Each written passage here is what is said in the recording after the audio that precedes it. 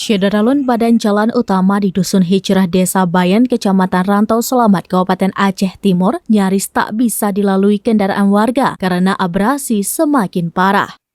Hingga saat ini, kerusakan jalan yang berada di kawasan pesisir Desa Bayan tersebut belum ada penanganan apapun dari pemerintah setempat.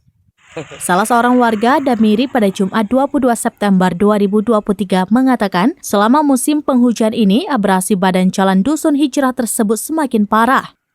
Bahkan jalan nyaris putus total. Apabila terputus, maka warga yang berada di kawasan pesisir Desa Bayan ini akan terisolir. Bahkan di sana ada satu sekolah yaitu SD Negeri 3 Bayan.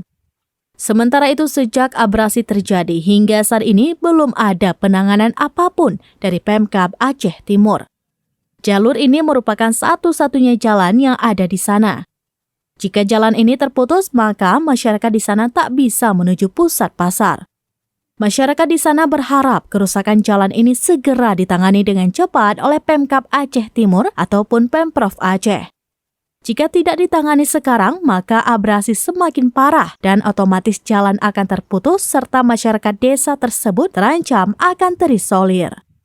Dari Langsa, Subir, Serambinews.com.